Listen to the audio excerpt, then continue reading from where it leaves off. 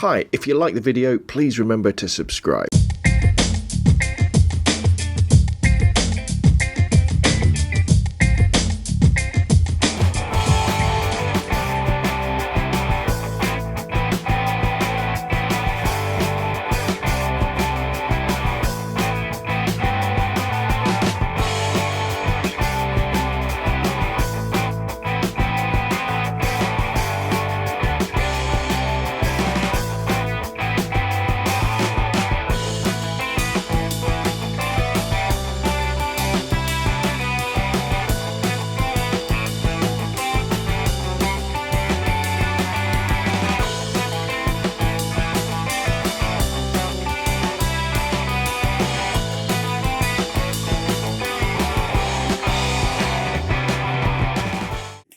Hi, I'm Rob from robnonphoto.com, and in today's video I'm going to be talking and reviewing the Think Tank Photo Retrospective 30, which I've had for the last few weeks, using it to take my camera gear to work, go on various photo walks, and generally get to know it much better. And kind of the headline news would be, this is a really great camera bag, really fantastic.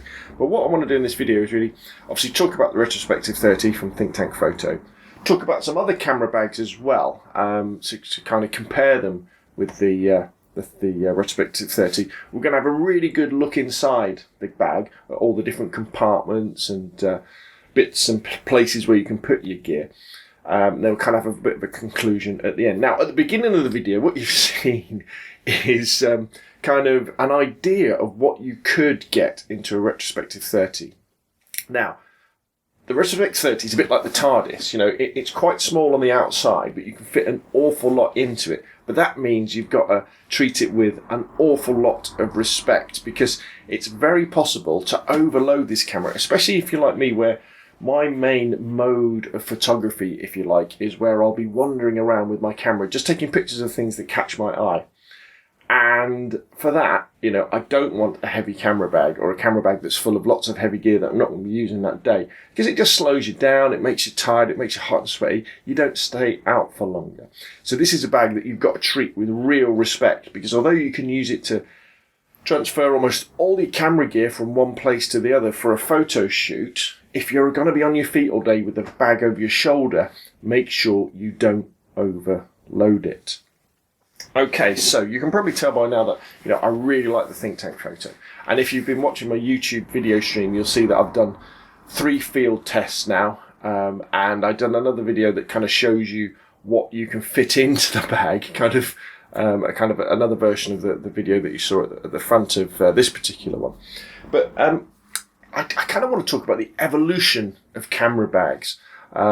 As a user, to be honest, as a photographer, because as you go through your career as a photographer, or, you know, as an amateur like me, where you try different things, camera bags are kind of a bit of an obsession for me, definitely, and probably for lots of photographers, because it holds onto our gear, it keeps it safe, it keeps it secure, and we probably have our camera bags on us more than we actually have our cameras themselves. So, you know, probably like lots of people out there, I started off with something like this, which is a little low pro top loader type camera bag. And this fitted my bridge camera in a Fujifilm S5700, could fit some accessories in there. And it was great for that, but unfortunately when I went over to digital SLR, I could only fit the body in there with the kit lens, which was fine when I first got my Canon 350D, but when I got another lens, obviously it wouldn't quite cut it. So that was kind of the first camera bag, and kind of you can compare the size there. Then after that, I went on to this. Now I really like this camera bag too. This is the Low Pro Photo Runner. And I've used this bag for many years. Great bag, but you can only fit in sort of a small DSLR body, like a 350D, like a 600D, without a battery grip on, with something like the kit lens on, and then a second lens, and then your accessories along the front. Really good bag, lightweight bag, simple bag.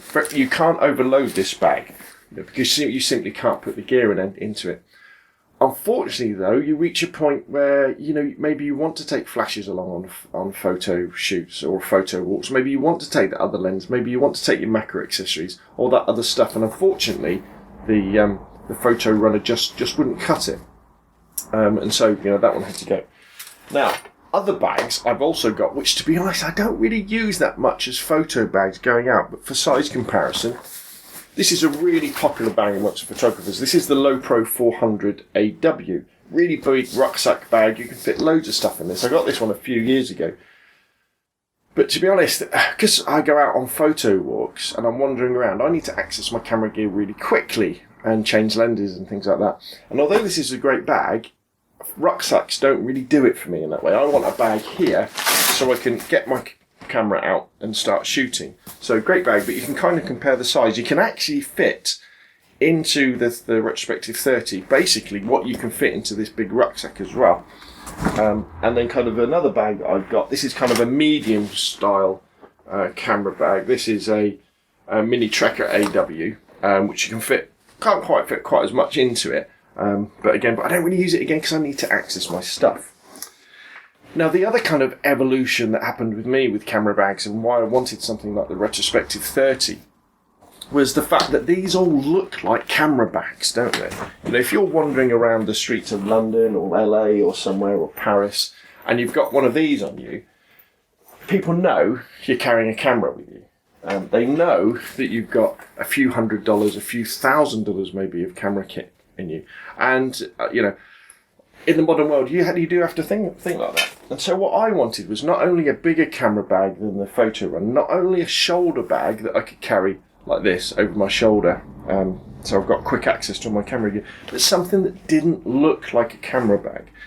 And when I was going through looking at the different camera bag manufacturers who I wanted to contact to get them to send me a review sample, I thought Think Tank Photos, especially the Retrospective range, are just that. This doesn't look like a camera bag. You know, it looks like a quite a thick messenger bag. It looks like a day bag. You could even say it looks like a nappy bag, you know, or diaper bag, as Americans would say.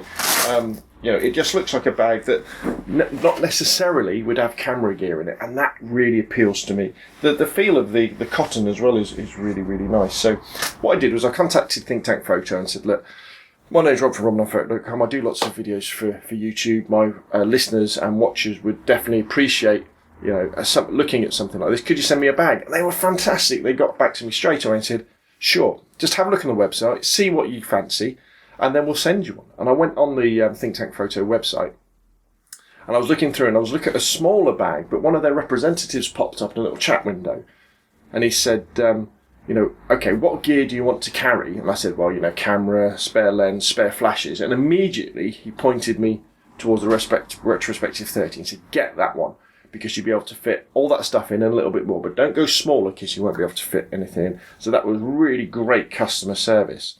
And I've got to say, since I've been using the Retrospective 30, you know, I haven't regretted that one bit. It is a fantastic camera bag. As you can see, you know, you hold it over your shoulder. You've got quick access. Now, though that Velcro ripping sound that is so loud, let me just quickly disable that by flicking those out. So now, almost. So silent opening, quick access to my camera. This is my old 350D because I'm using my 600D to record the video.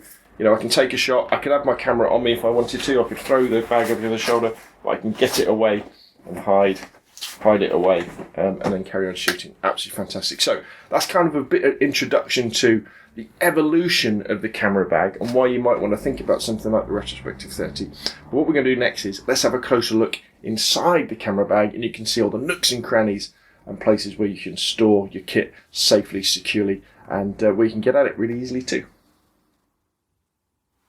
Right, so let's have a look inside the Think Tank Photo Retrospective 30. I've kind of, in the front, I've kind of got the regular kind of gear that I would have. Now, I may well miss out some nooks and crannies, so forgive me if I do, but I'm trying to start. So, tell you what, let's start at the beginning. Let's start at the top. Let's start with the strap. So this is the lovely, remember this is the pine stone finish. This is the fantastic padded strap. Not only is it padded and nice and wide, but it also has these rubber sort of strips on it as well, so it grips your shoulder really well and doesn't slide off. Nice and thick. You can slide this up and down depending on where you're working it, but it's stiff enough that it doesn't slide around. very nice metal buckles, really good. You kind of cover that goes over the top, and then if we look underneath the cover, the first thing that's really cool is these sound silencer little patches. So like most camera bags, it's held shut with Velcro, and what you would normally do is you would have that there, have like that there, and so when you close the bag it engages with these Velcro straps down here to keep it nice and secure. However, if you're at a wedding or something like that, a wedding photographer, or anywhere you're out in the street, you don't always want that sound, do you? So what you can do is you undo these bits, you fold the Velcro back on itself, they go across to there, they close, and now we've still got the security and protection of our cover, but we can just throw it back and there's now no sound at all. Also underneath here what we've got is we've got a little pouch, and in there you can put in things like well, what I put in there is you could put some business cards, and then I put my little SD cards in there as well. They fit quite nicely, so that's good. So that's kind of the cover side of things, and then let's go around the outside now. So starting on the right hand side, we've got a pouch here at the side that you could fit in probably a little tripod, or things like filters, or a small drinks bottle would go in there nice. There's also another kind of strap that goes over the back, and then we're onto the front pouches, which are held in place by Velcro, but they're very big. They really do open up a long way. You can easily fit a body in there, a DSLR body in there with a battery grip on, without a lens on. But I guess if you're using smaller cameras, you could put them. So for spare stuff, and I put things like flash leads in there. And then we've got a second pouch here, which you can see again opens up a long way. And what we've got in here is the rain cover. So if you're caught out in a downpour, you can undo this, and basically it's a little anorak for your camera bag to make sure it's completely water resistant. So we close that around there, and then on this end of the bag we've got another small pouch. Again, I've tended to use this for small water bottles or drinks bottles in there to keep them away from all my camera gear, and again we've got another strap to hold on to. If we close up the main strap again and come round to the back of the bag, what we can do here is we've got a zipped compartment across the back, really high quality zips on these bags, and I've got a spare divider in there, but there's this slim bit, and I keep my camera instruction manual in there. You could put books in there. I understand you could probably fit a small tablet in there, maybe a MacBook Air, but not a normal laptop. It's not big enough for that. But I guess you could put your phone in there as well. And being zipped up, it's nice and secure. So let me pop that back in there. Close that up. Let's turn the bag around. Okay, so now let's look inside. Well, let's start looking inside the main compartment. So to start off with, if we pull this back here, well, what you've got is you've got this another Velcro bit that holds this front compartment here that's almost hidden closed. So if we open that up, we can then have access to this part here. On the left, we've got a almost little carabiner type thing for putting your keys on. So we can fold that back. And then what we've got underneath here is we've got a nice place to put all sorts of accessories, spare batteries, blowers, filters, could go in that bit. And then here we've got some shaped ones. You can probably see that on the front of this kind of divider. So again, you could put memory cards in, filters, all the knickknacks can go in there, and they'll be held nicely. And then over here on the right hand side, hopefully you can see this bit, we've got spaces where you could put pens in there, lens cleaning pens would all kind of go into that bit again, kept securely, and then it goes all the way down to there. Now, let me fold that back over there. Now we're into the main compartment. And the idea with this is that you can customize it as you wish. We've got Velcro dividers that you can slide backwards and forwards. But to start off with, on the far left hand side here, you can see here we've got yet another compartment where we could put a small lens in there, any sort of accessory, and this kind of closes up with Velcro, which is nice. And then we've got another strap there to hold things hold things close if we wanted to. And all these dividers, and you get quite a few with the camera, you can take out and you can move around to your heart's content. I tend to put my main camera in the centre, big lenses off to the left, and flash off to the right. Now you may well notice, what I like to do with my camera bags is if you get any spare dividers, use them at the bottom of the camera bag as more padding. And in fact, another thing that I always do as well is I kind of get this stuff, there's the, it's 12 o'clock. I always get this kind of, it's like a foam material from work, it's like a packing material, really thin. Well, sorry, it's not really thin, it's about 5mm thick, but very, very light and very soft. But it kind of, it's harder than you can squash it. It's a bit like memory foam actually. You can squash it and it springs back. And I like to put these at the bottom of any camera bag I get. You know, I mean the Retrospective 30 is nice and padded at the bottom, but that gives me some extra protection for my body and for my lenses should I drop my bag that way. And then any spare dividers you get, I always say, well, just put them in the bottom, Velcro them into the bottom, and it's yet more protection for your camera gear should you accidentally drop your bag. As we move over to the right hand side, we've got obviously another compartment here, and we can peel that back, and then we've got another compartment there where we could put, I don't know, whatever we liked, more accessories, more bits and bobs. Maybe put your sandwiches in there, or a pork pie. It's getting close to lunchtime, feeling a bit hungry. Let's close that up for now. So that's kind of the main compartment. And then what we've got across the back here is we've got another zipped compartment, which is all this bit here. So I tend to keep my camera batteries in here. Not much, because I like to be able to flip open the bag, reach in, and just pick up my camera batteries, put them on, and change them over. And again, you've got all these high quality, I think they're YKK zips on all the Think Tank Photo stuff, and so that's the main compartment there. Let's close the bag up, a quick look underneath. Again, we've got sort of more padding and more heavy duty design going along the bottom. And I guess if we do a quick side view of the bag that way to give you an idea of what it's like, and then open it that way.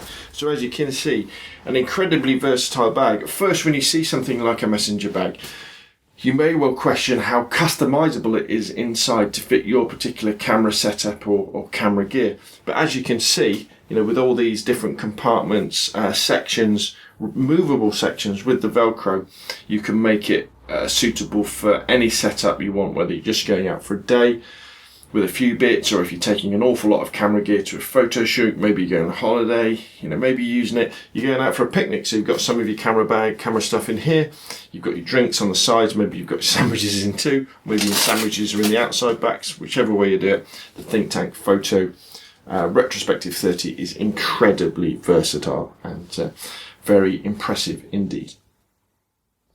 Right, so we've had a good look inside the Retrospective 30, and you can see how, can you use the word powerful when it comes to a camera bag? Versatile, that's probably a better word. This particular camera bag is. The build quality is very, very good indeed. It feels nice.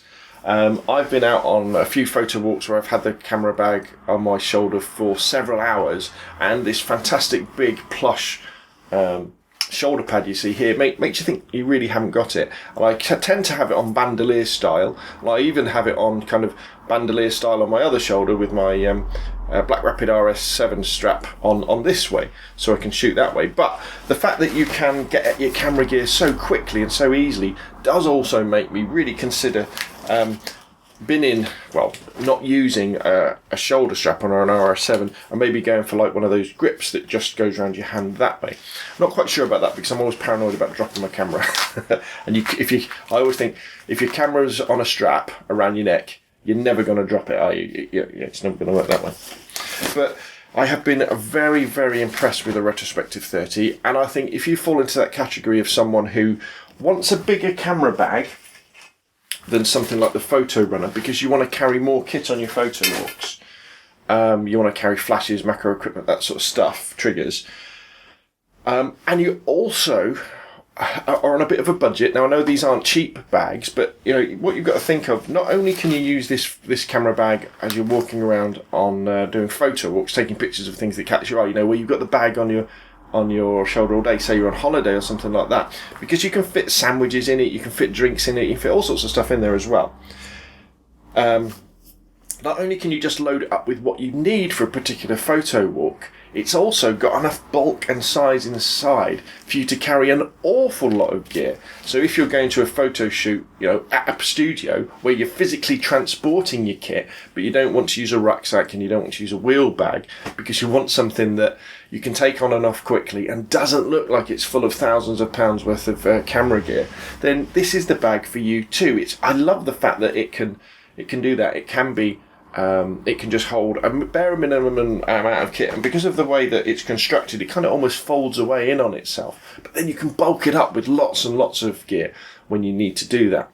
But you know, the word of caution about that is it's very easy to load your camera bag with too much stuff, and there's nothing worse than being out on a photo walk on a hot sunny day thinking, why have I brought all this stuff, because I'm not using my flashes. So you've really got to get into a bit of gear management, I think, with a bag as versatile and as powerful as the Retrospective 30 from Think Tank Photo. You know, it demands respects, and I mean, this is now definitely my favourite camera bag. It supplanted the Lopo Photo Runner, which was a great bag.